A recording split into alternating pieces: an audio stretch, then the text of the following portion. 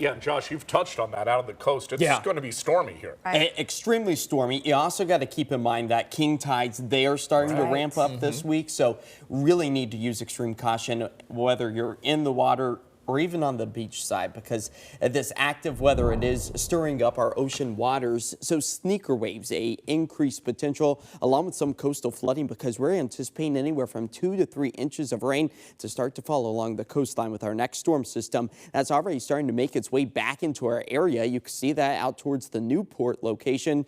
Water droplets accumulating on our camera lenses. The rest of us are staying dry for right now as temperatures get back up into the mid-50s, but we're waiting patiently for the next round of rain and wind to move its way back into our area. So you can see those yellows, oranges, and reds already starting to come down out towards the Newport area. That's the heaviest batch of wet weather that it will be tracking its way to the north and east. As we zoom into the Portland, Vancouver area, there is moisture available, just not quite making its way to the surface just yet, although I would anticipate within about the next 30 minutes, we will start to pick up on that rain. As we manage to fill up our rain gauges just after midnight to a couple of 1/100ths of an inch, these numbers will continue to climb as we dive our way deeper into the week, all because of this massive storm system spinning just offshore. It's now pushing in a warm front, so that's why our temperatures are in the mid-50s right now. But as it continues to move on shore, it's going to keep the rainy, windy, and potentially stormy weather alive and well Wednesday into Thursday as another storm rolls in.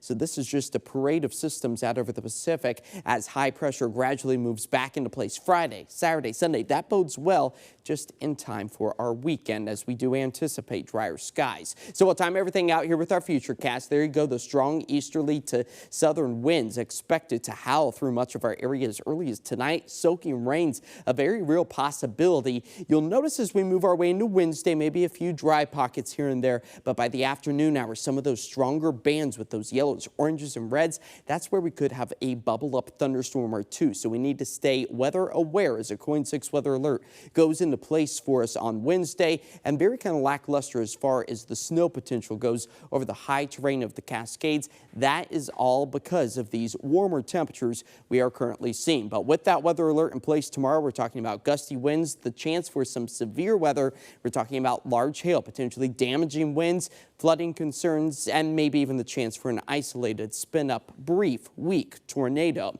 As a marginal risk does include the I-5 corridor, the coastline. That's about a 1 out of 5 chance of seeing all of those threats, as we've got about a 2% chance of seeing an isolated tornado to crop up. That's not much, but it is a lot for the Pacific Northwest because we don't typically see that potential, as our winds are also going to be screaming across our landscape, nearing almost 40-mile-per-hour gusts by about midnight. They continue to stay strong well into tomorrow.